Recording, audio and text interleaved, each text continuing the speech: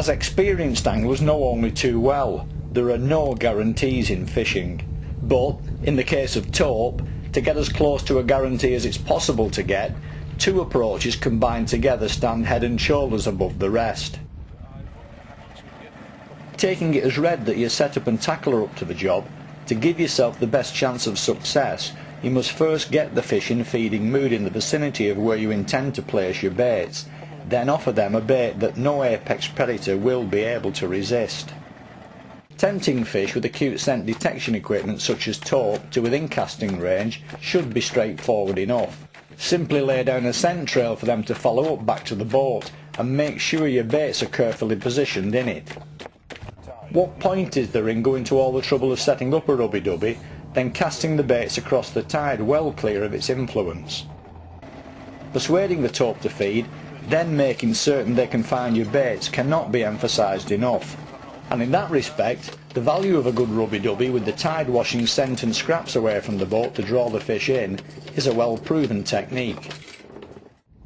What you choose to put on your hook as the main meal must then be at least as appetising as the starter. Fish on. With all that blood, oil and other body juices in the water, you would think that a nice fresh mackerel flapper or a head and guts bait would be right up there on the menu. And probably it is, but not at the very top. For while blood and oil in the water play well on most predators' instincts, active hunters such as Tope take their meals so fresh that they're often alive when they're eaten.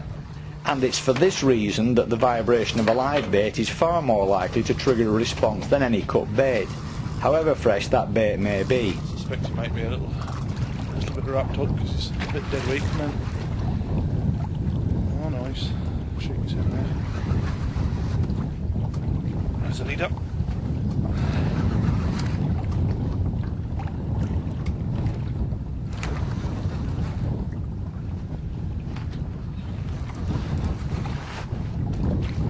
Oh, I can see some colour.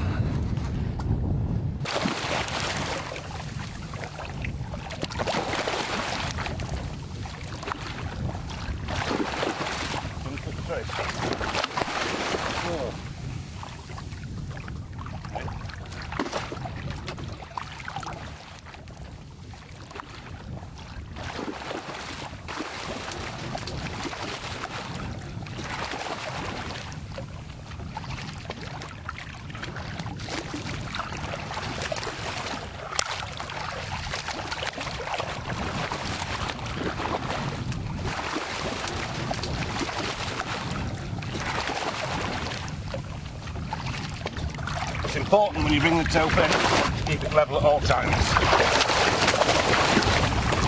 For a reasonable size fish, you can just grab hold of the dorsal fin. That gets the lure on, that's it.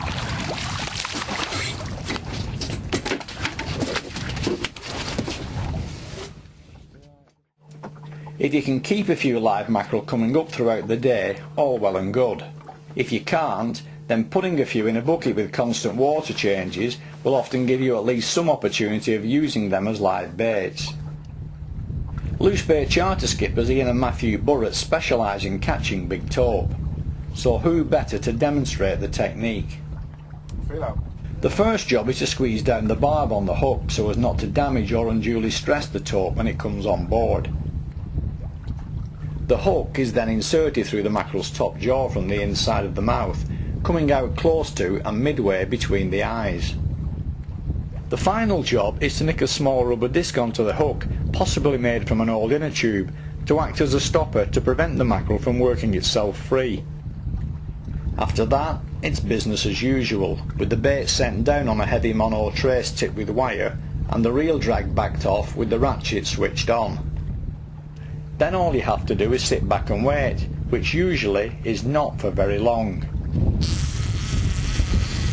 That's a typical tope run. I'm going to hit it in about 6 seconds. Well, they're fishing.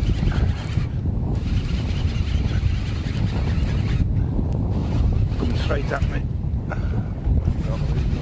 No, you're fine. Ah, we've got him now. Nice and in control.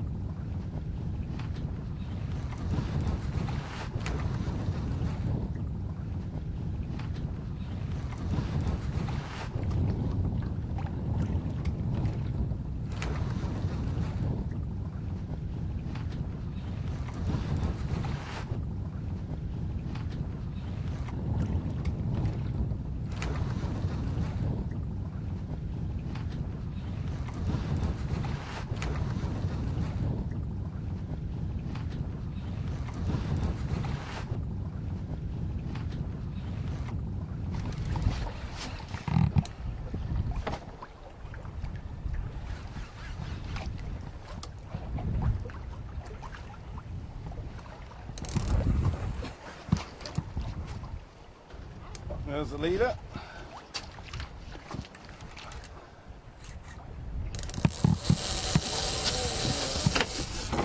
One coming in, another one on the way, hopefully.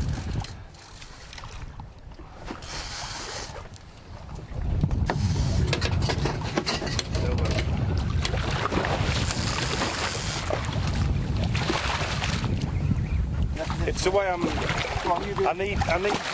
need to disgorge it. It's just below your foot. Oh, is it?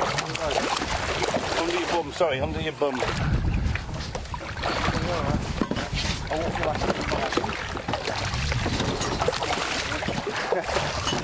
you want it in? Oh, okay. I can see it coming. If you want to do it, though, we'll do it. Yeah, it's just a small fish. We're just going to release it at the side of the boat. Use of a disgorger, and it'll just come out, hopefully. That's it. That's the best way to treat it out. As you can see, there's another fish on.